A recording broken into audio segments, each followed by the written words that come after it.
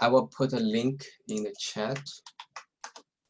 Use it as a whiteboard, and people could tell me if this works or not.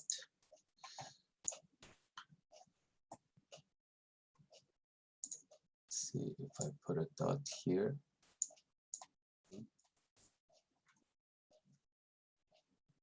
I see it. You can see it. Oh. Nice. All right, maybe I can put it on my iPad so it's easier to write. Let's see how I synchronize it. Ooh. Okay.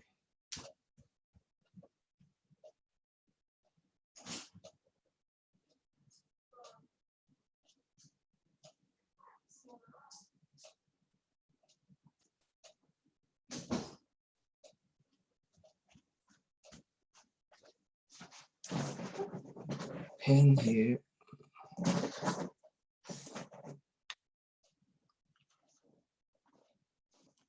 I think I can clear the frame.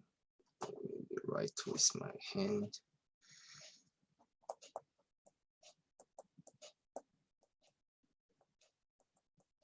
Oh God, it's hard.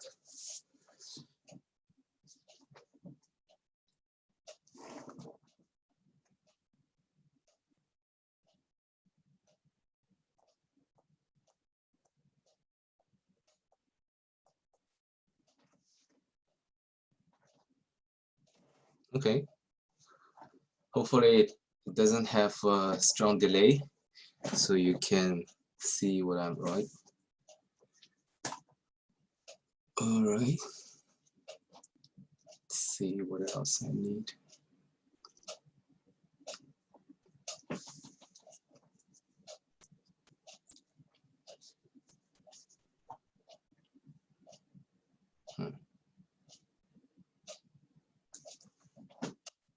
It's kind of have some delay.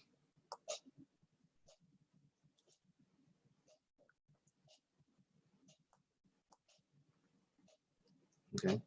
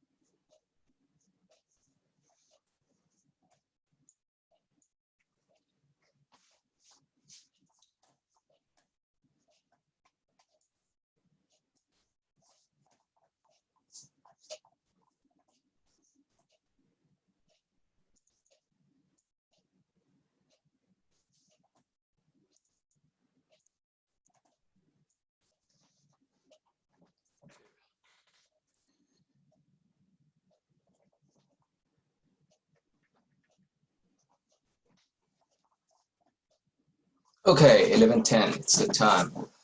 So everybody can hear me okay? Yes. All right, cool. So welcome to the first online recitation. So this is the first time we do it. Not sure how it works, but hopefully it works for people. So there's a link in the chat that I want to share. I want to use it as a whiteboard. So everybody can use it right now, hopefully.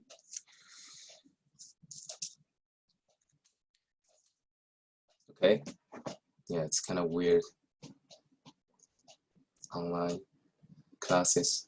So all right. So and today I'm gonna refresh your memories about what is MDPs that we learned and talked about yesterday. So MDP is kind of planning in an uncertain world, which when you take an action, it could have certain probabilities that you will transition into different states. Right, so I'm gonna use my whiteboard if you look at it. So you kind of in our state, let's say S1, and then you have many actions. Let's say you have two actions. I want to use a square as an action. So you have action 1 and action 2. Then for action 1, you have certain probabilities that takes you to another state, say S2, maybe 0.1. And then some probabilities, 0.9, take you to S3. And then for action 2, you can also have some probabilities, 0.1 to, S4. And then maybe 0.1 to S5. I don't know, maybe 0.8. So can also takes you to S3.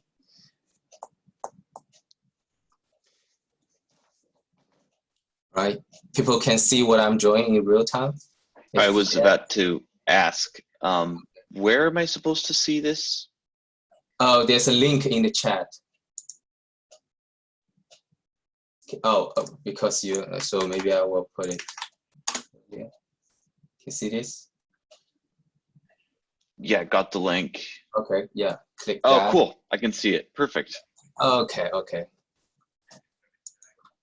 Thank you. All right, let's do this. If you can see it, hit a 1 in the chat. Oh, let's hit a 1. So I know that you. Nice, corner row, nice. Cool.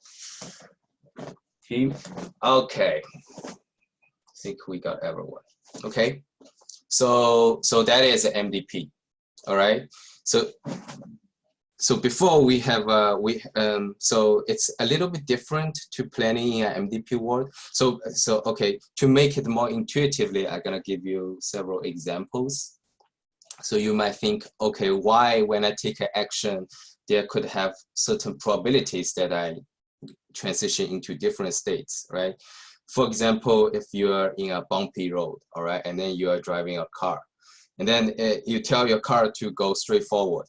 Well, it could be some probability that you have a stone in front of you while you say, okay, car, please go forward, and then you step onto that stone and then slides left, right? So there's certain probabilities you tell the car to go straight forward, but you could end up with on the left or on the right. Or there could be no rough road at all, and then you just go straight forward. So that's one example of MDPs in a kind of discrete representations. So yeah, you're gonna using this discrete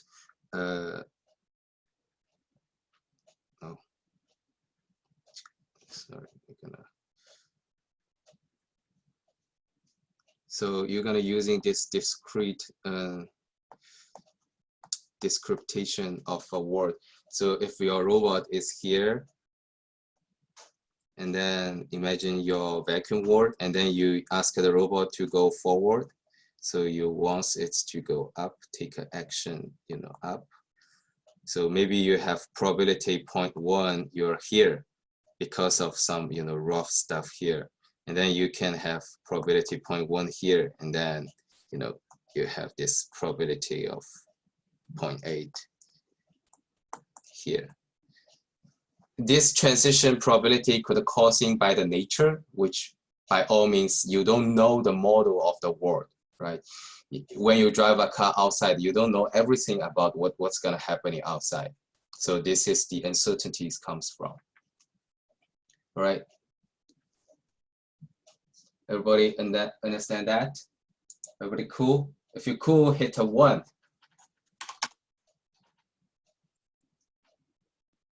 All right, I got some interactions. Cool. So another example is, you know, it's easy to understand if you the same thing, right? You want to control a boat on the sea, and then you say, okay, boat, please moving forward. You know, maybe in a grid word description as well, and then, you know, you could have a wind or not, right? If you have a wind, like you have a strong wind in these directions, you know, wind, and then you say, okay, boat, go straight forward, and then you have certain probabilities to be end up with in this state. Well, if you have a wind, you know, go that directions, right, and then you can be end up here. So you don't know, right? This uncertainty comes from the nature. If you want to control a boat in a real world, like have wind, then you probably want to planning with this MDP model instead of using the planning model that we give you before. So it just makes you more powerful to be planned in a real world. Does that make sense to people? Yes, okay. So that's 2 examples of MDP problems. And then there's also, you know, it's a very powerful model. So the uncertainty could come from all the sources, right? If you want to control a robot to communicate with a human, okay, you do some actions, like you play, like if you're a Siri or, you know, Alexa, Amazon Alexa or something, you say, you talk to the person by, the action is like give some suggestions. Okay, you say like, please don't go outside, it's too dangerous, you know, this COVID ID is outside. But the human could listen to your suggestions or not, right? So when you take the action that say, please don't go outside, and then the transition, the state could be different. It could be end up within that the person take your advice, stay at home. Or could be in, you know, the people doesn't take your advice and then still going outside. And then your plan after that should be planning corresponding to what's the reaction from the human, right? Then the reaction from the human could also be an uncertainty source, which causing these transition probabilities, right? Does that also make sense? Kind of, if yes, please hit a 1 again.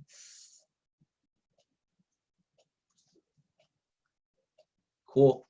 So yeah, so MDP is it's a very, very powerful. So it's kind of make it a little bit different from the planning model we have before, right? Because so I'm gonna create another sheet if this works. How this works? How can I? Okay.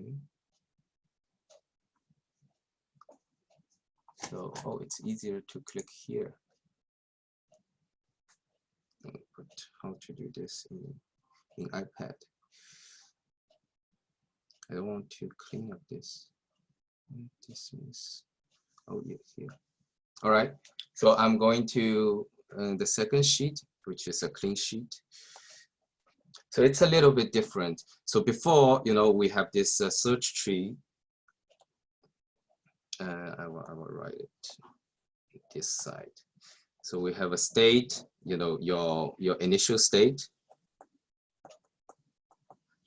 initial state. Then you have several actions can take, and then you take one actions, and then you have some heuristics of this state, right? And then you sort them by the F, and then you find the best one, and then from there you do another expansion, and then you find a state, and then you do from all the things you evaluate their F values, and then until you find a goal, and then you trace back. And how can I think maybe this is easier? You trace back. Okay, this is my plan, right? So this is a plan. All right, things is a little bit different in MDP world because we don't know which state we are, right? So if you are executing online, say you are driving a boat online in the open sea, and then there's a wind everywhere, then when you take an action, you could be result in different state, either left or right, or still straightforward. So you don't know, right? So you cannot just give it a pass and then let the boat to execute. It wouldn't work because, if you're okay, if you give it a pass as a plan to the boat, then you say, okay, go left, and then you say go straight forward. And then what actually is, the nature could take you to this state, the blue state, right? If you only execute the plan that the boat wouldn't follow your plan because you're in a new state, then the boat wouldn't know what to do given the plan, right? Given the path. So what do we do for our MDP is actually the plan is called a policy. So the plan is called a policy. Policy is a mapping from state to action. So for each state, we need to know what's the best action to do. Does that make sense to people? So for each state, this is our whole plan. Is a state action mapping. So in state 1, we need to know, okay, we want to, so the green becomes our plan, all right? In state 1, the best thing is to say, go left. And then in state 2, the best thing to do is to go right. In state 3, the best thing to do is here. Well, what if I'm in this state, right? So we need an action for that state as well. We need an action for every state. We need an action for every state, which may be even irrelevant to your current stuff. So every single state, we need an action for them. Does that make, because the nature can take us to any state. Does that make sense? So it's kind of a critical point for the MDP to understand. If yes, please hit 1.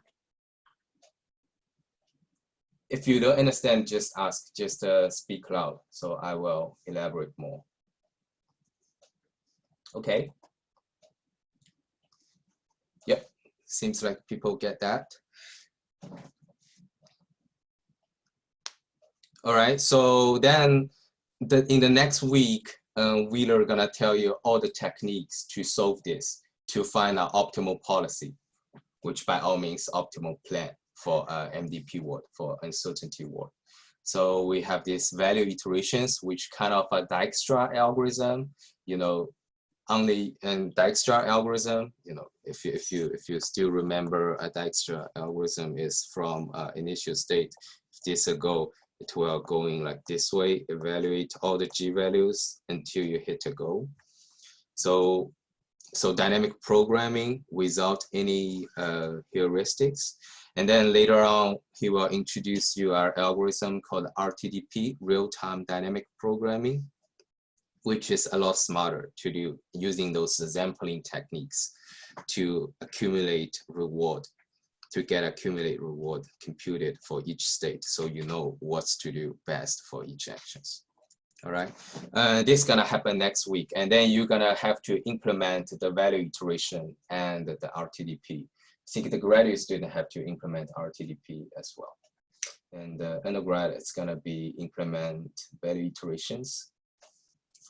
And it's not gonna be a very hard experiment if you understand the concept.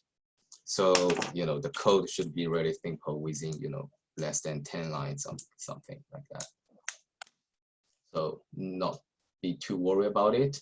It's a time to think about your project. What are you interested in doing? All right. Okay. If everybody is cool with the MDP concept, I will move on to show you some example how to use the assignment tools. If you have questions, please just speak loud so I can answer you. All right, okay, cool. So I'm gonna share my screen maybe.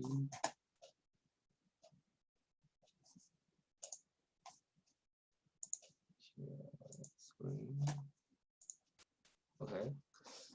So, okay, what's our class? 730. Yeah, 79 handout.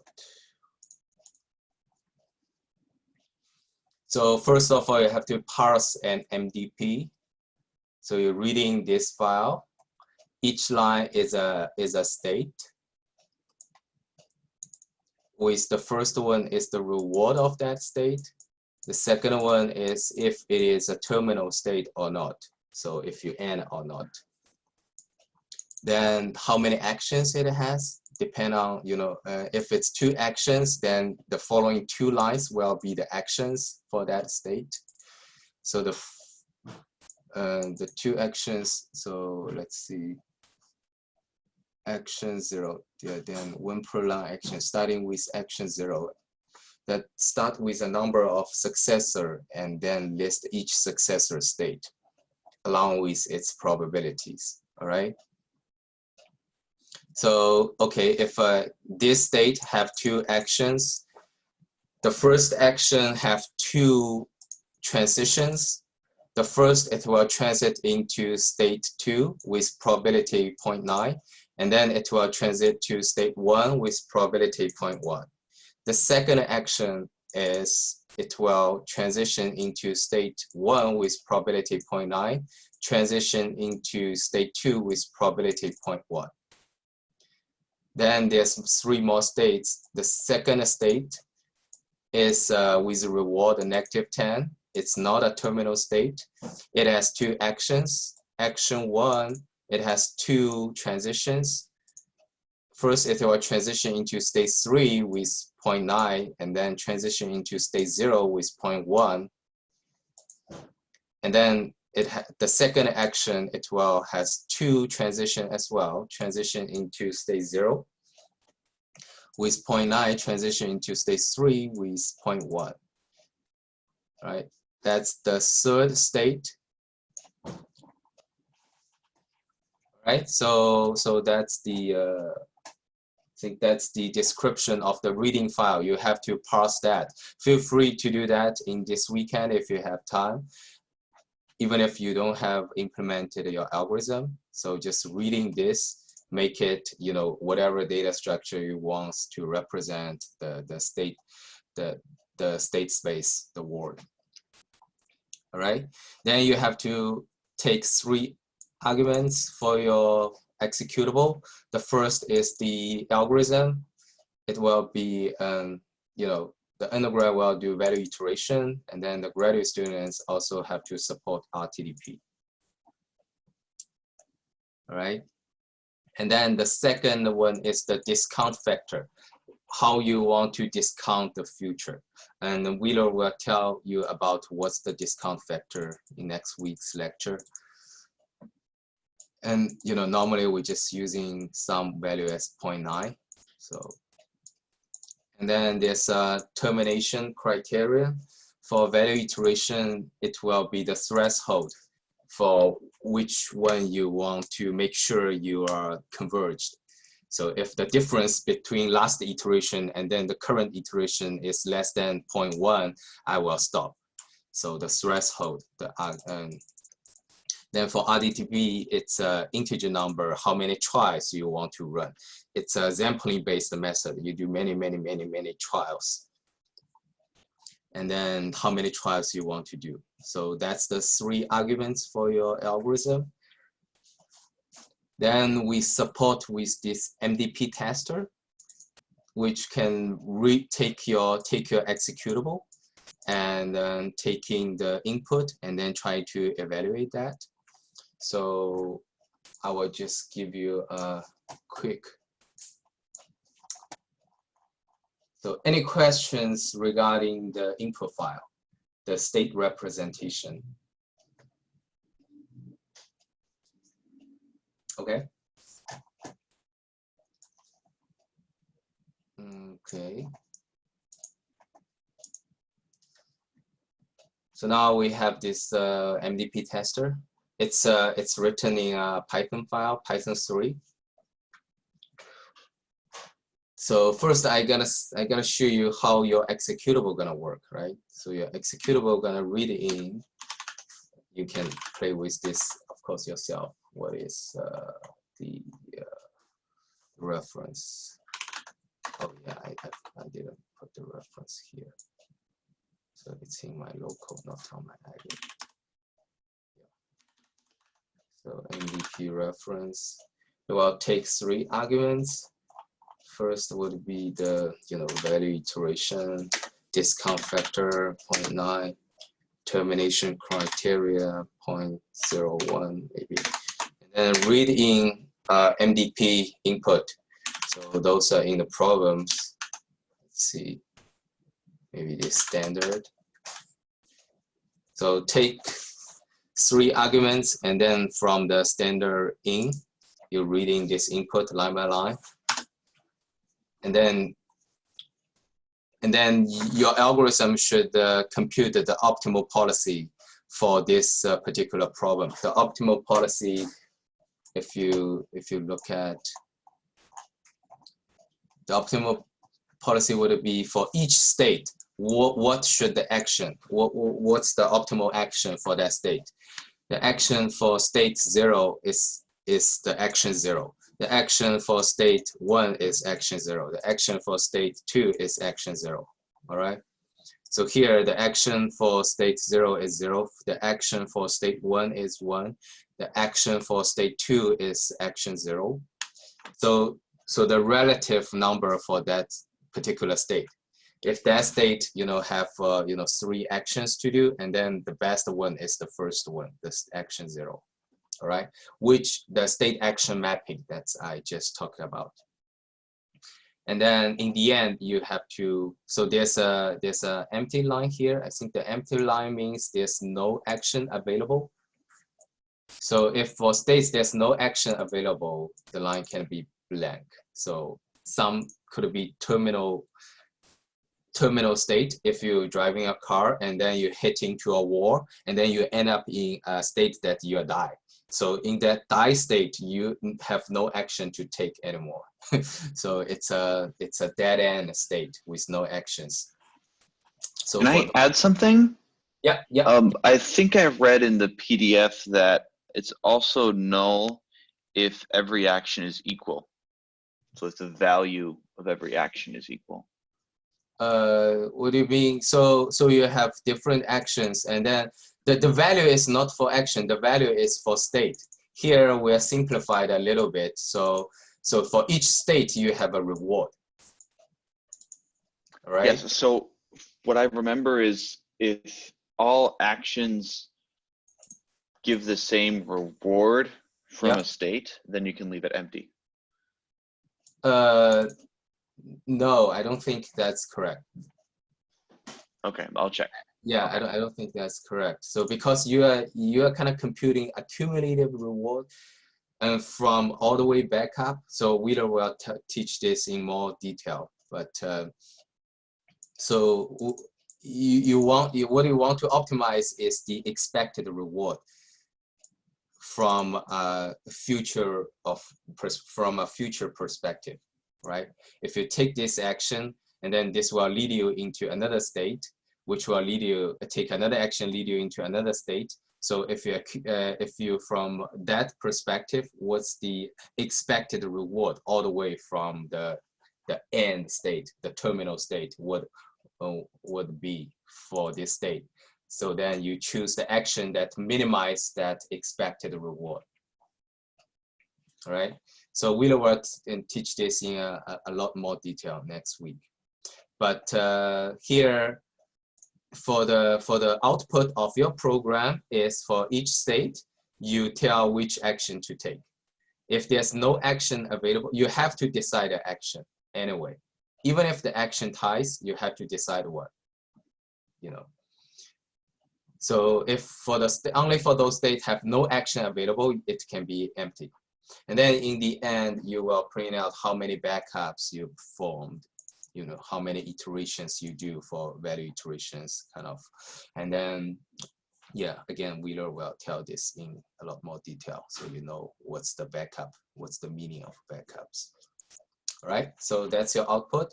And then our evaluate Python script will do is we will variate the last argument for you.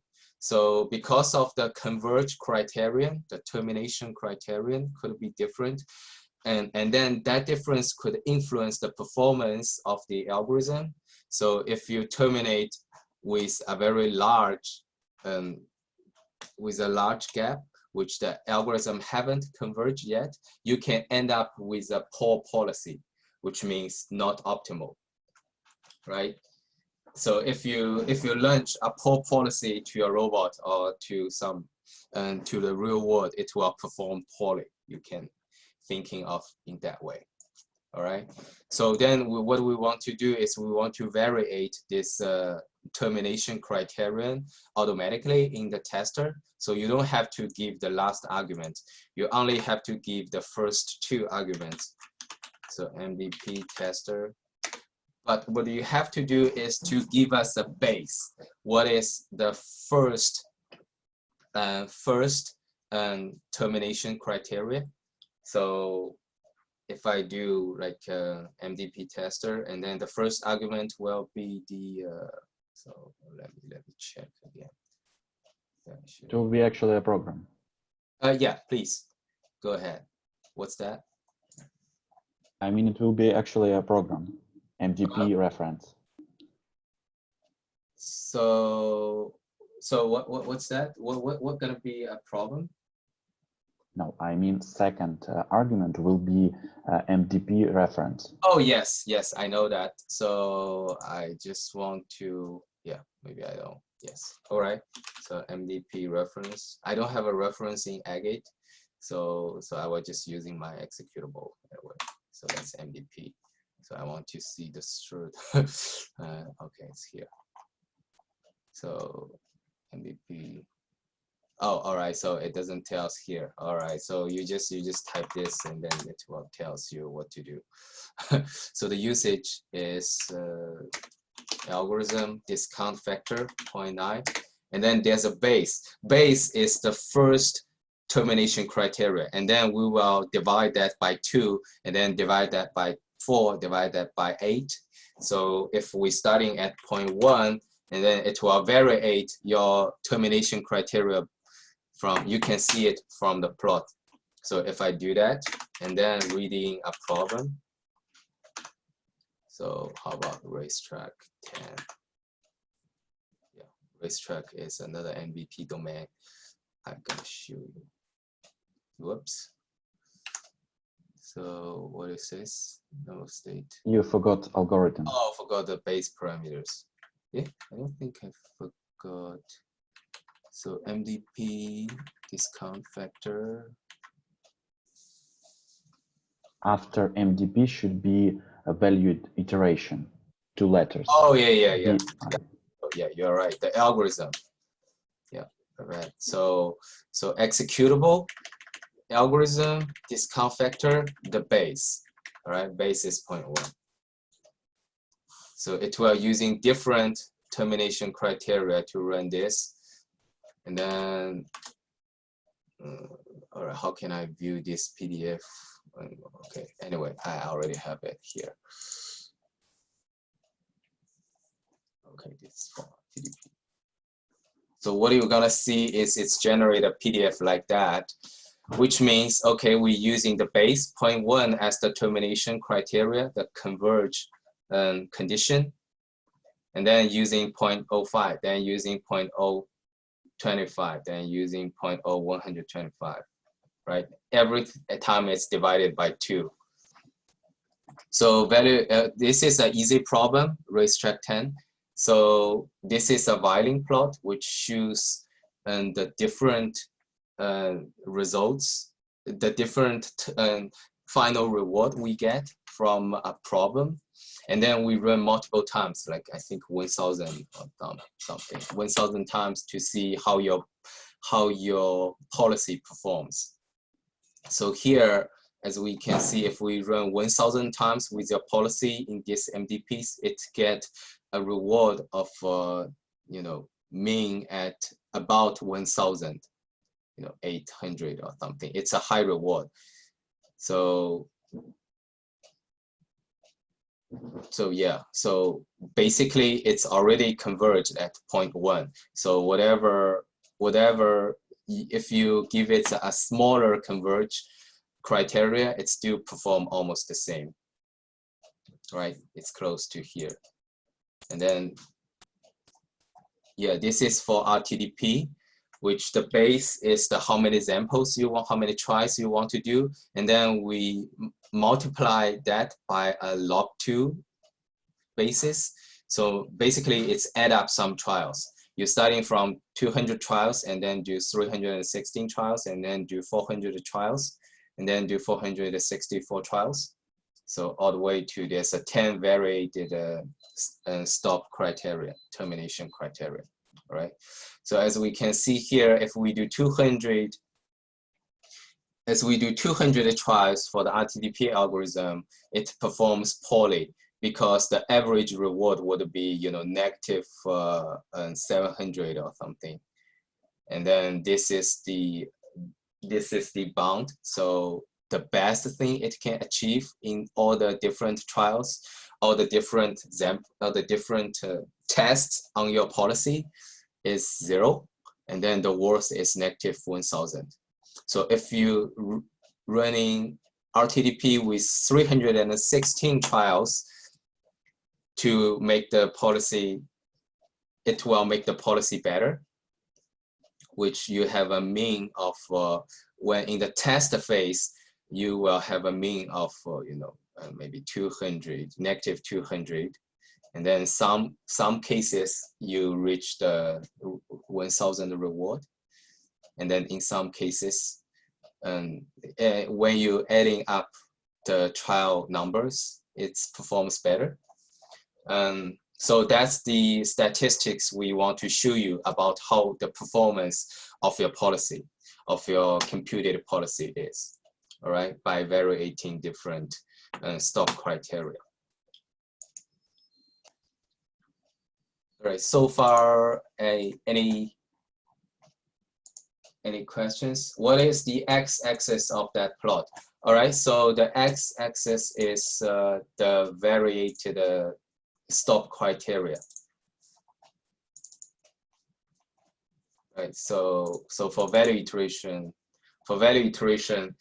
if you stop at the previous iteration, the reward is the difference between the current iteration and then the previous iteration is 0.1. Okay, I gotta stop my value iteration algorithm. Otherwise, my loop gonna be continued. So the stop criteria.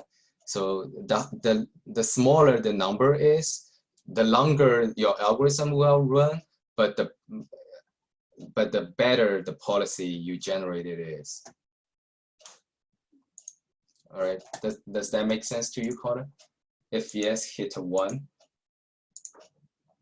Okay, cool. So all right. Well, really understand that the statistics we're gonna show you for this assignment? If yes, hit a 1. No, just speak out loud so I can answer. Can you hear me? Yeah. Okay, so I have a question about like MDP test. So I write my own value iteration, like, and Really? yeah, and I All right. have like max and mean very close to the reference, but it is not exactly. It's fine. Is it? Yeah. Okay, how I can be sure that my algorithm is correct? On small programs, I look at the reference and my output, and it is the same in different situations. But for the large problems, I can see only the output of the tester, and it shows like max, mean, it's kind of the same. This stdev sometimes is quite a bit different, and I have like a true at the end. Does this true means that my output is okay? The true, no. The output doesn't mean anything, I guess. The only thing you can make sure is, so if I share my screen with this, is for harder problems. And then if you variate these numbers, it should be tells you that when you have a better stop criteria, it should perform better. That would give you a confidence that your algorithm is correct. If you keep, either increase the RTDP examples or for value iteration, you decrease, you make this number really, really small, and then it still cannot give you a plot like that, then it might be something wrong, which means your algorithm cannot converge to an optimal policy. Okay, but I think this plot is showing max and mean from the output, kind of, yeah? Because like we have a maximum value of the reward. You have a maximum value and then a minimum value, and then the mean, and then the violin, which shows you the density of how many problems is around, good portion. Okay, so so you can view this like maybe it's clear for here. Yeah, I don't know. So these are the density probabilities for those violins.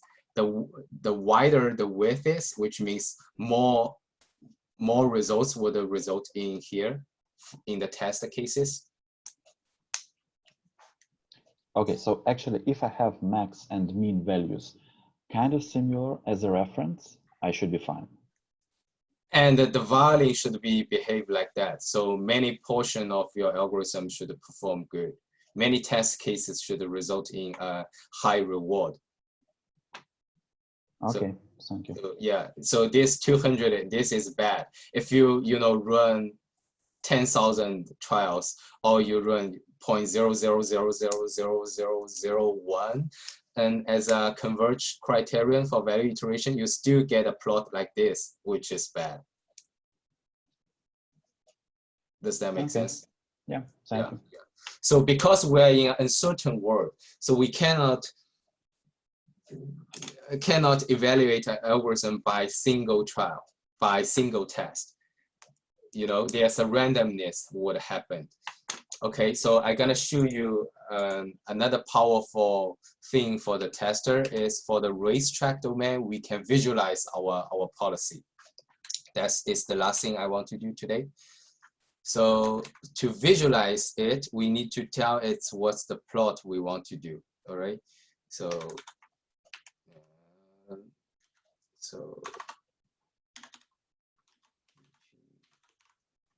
tester. So to visualize it, we need to give it another argument for the size of the racetrack. It can only visualize the racetrack domain. The size, the speed, the track size, how width is the track. So if I do this, value iteration again on a 2020 map. So it's a 20 by 20. So it's 20 by 20 map size, and then the speed of the vehicle. So we do 3, and then the track size is also 3, and then run that. With these 3 more arguments, it can generate a PNG file.